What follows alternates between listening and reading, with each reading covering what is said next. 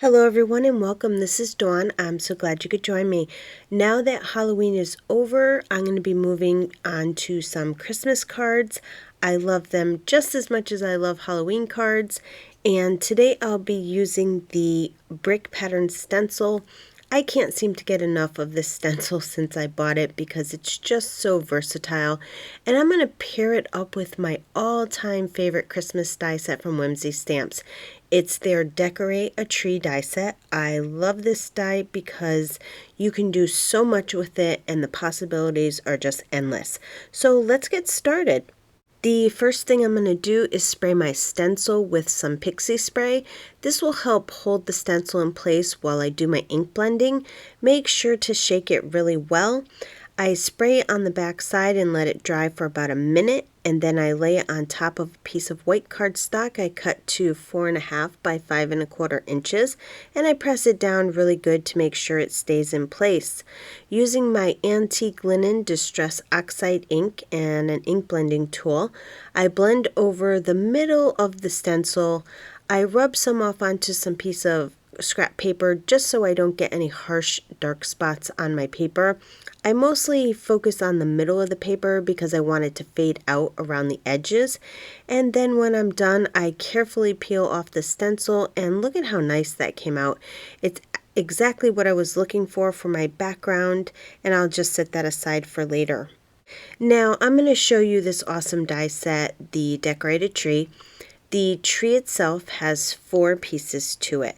You can literally make this tree any size you want. It has a wide base, the 2 middle pieces, and then it has the topper for the tree. You can put these 3 pieces together and not use the small top, or you can put the small top on the tree to make it perfect for a slimline card, or you can just use the top 2 pieces. I'm basically just moving all the pieces around. The possibilities are endless depending on the look of the tree that you want.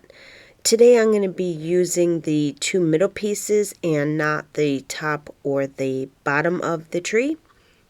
I'm going to start by cutting out all of my pieces.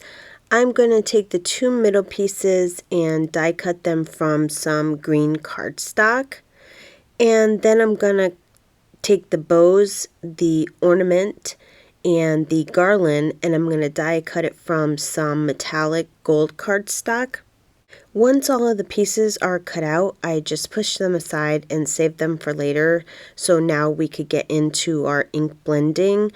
But first, I decided to run the trees through the Slimline Holly embossing folder to add dimension to my trees. So basically, I just take the 2 trees and I put them inside the embossing folder. And then for my sandwich, I put a cutting plate down, then the embossing folder, and then another cutting plate on top. And then I just run it through my die cut machine. I just love how these came out.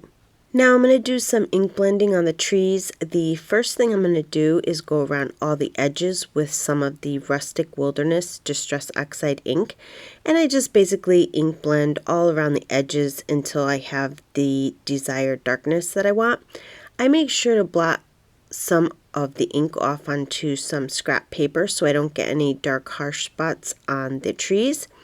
And then I'm going to come in with some black soot. Now I know what you're thinking, why would she want to put black soot around the edges of her tree? Won't that look bad? But the truth is you put a very light coat of the black soot and it just gives the edges like a little more intense look. You can see the difference between the 2 when they're side by side. You can't actually see any of the black. It just kind of blends into the Rustic Wilderness color. Now I'm just going to see how it looks on my background, and I think it looks great. I think the color of the background goes well with the color of the tree. I decided I wanted to put a pot underneath the tree, so I'm going to die cut it from some craft colored cardstock. What I love about this pot is it also die cuts a slit, so if you wanted to insert the tree trunk it came with, you could, which is really nice.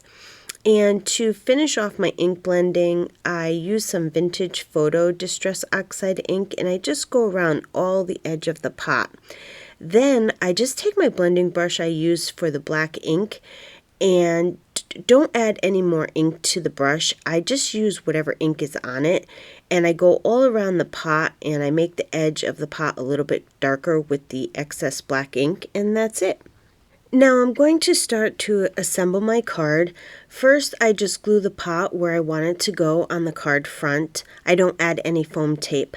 Then I put foam tape on the back of the trees, and I add a little bit of glue in case I need to move the tree around. And then I just adhere the pieces on top of the pot. And then I adhere the bow to the top of the tree with a little bit of glue. You don't need a lot of glue because it will get all over the place, so just use a little bit. I add the garland to the tree where I want them to go. You can add the garland wherever you want it to go. It doesn't matter. Just be careful not to add too much glue. Again, because it's so tiny, it will get all over the place. And to finish off the decorations, I adhere the ornaments so they look like they're hanging off of the garland. And I make sure to add, again, just very little glue in case it moves around. You don't want to get any of the glue on your tree. I'm going to use the Merry Christmas sentiment from the Christmas Critter Wishes stamp set. You can use any sentiment you have. I just happen to like this particular sentiment. I rub my paper with my embossing powder bag so I can heat emboss it. Then I stamp it with some Versamark ink. I pour gold embossing powder on it. And when my heat tool is good and hot, I heat emboss the sentiment. I trim the sentiment down to size and I adhere it to the front of the card. I trimmed the card front down to 3 14/16 by 5 3/16.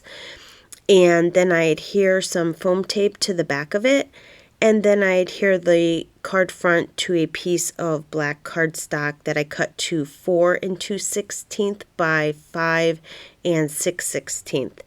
And then to finish off the card, I adhere the card front to an A2 size card base. I think this card came out really great, and it didn't take that long at all to make, and I hope you enjoyed my first Christmas card of the season. I want to thank you for joining me on the Whimsy Stamps YouTube channel. I would love for you to leave a comment below and let me know what you think of my card. Be sure to subscribe to the Whimsy Stamps YouTube channel and their other social media platforms so you don't miss out on any upcoming releases and great inspirational videos. Also, check out their website for all their new releases. And as always, thanks for stopping by and have yourself a wonderful day.